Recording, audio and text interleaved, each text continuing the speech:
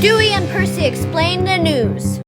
Hi, I'm Dewey. I'm a cat, and I do a pretty good job of keeping up with the news. Hi, I'm Percy. I'm a cat, and I have a lot of strong opinions. I also like to Tarzan swing from the shower curtains. Together we explain the news.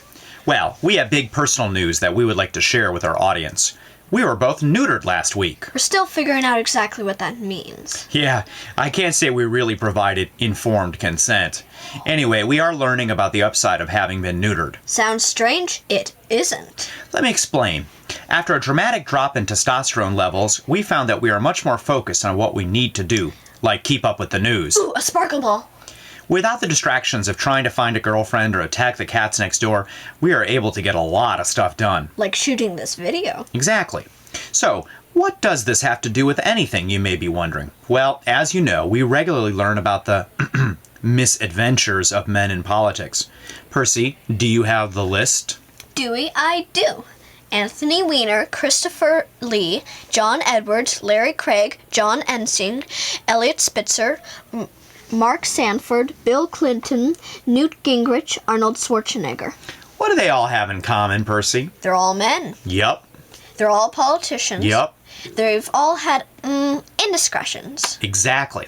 But I've discovered something else they all have in common. What's that? None of them have been neutered. Huh? None of them have been neutered, and all of them have suffered the consequences. Scandal, heartbreak, loss of stature, embarrassment, disrespect. Wow, that sounds like the list at the end of a pharmaceutical commercial. Which leads to our modest proposal.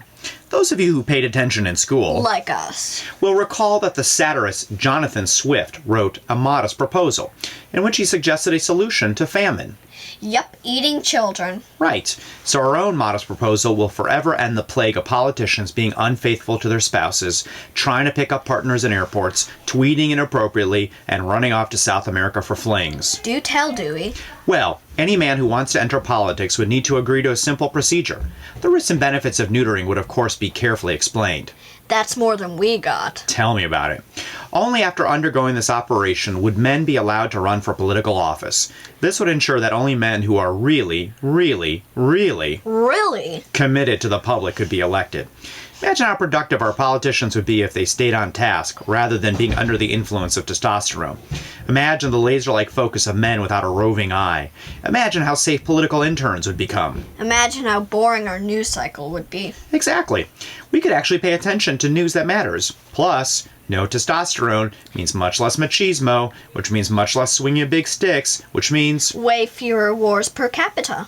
Right. So, to sum up, we propose that men who want to enter politics should have to undergo a modest procedure. This minor sacrifice on the part of the few will have enduring benefits for us all. Amen. Thanks for watching the first episode of Dewey and Percy Explain the News. I have to get going now. Yeah, I have to go too. I have some food stuck on my nose again. Bye-bye.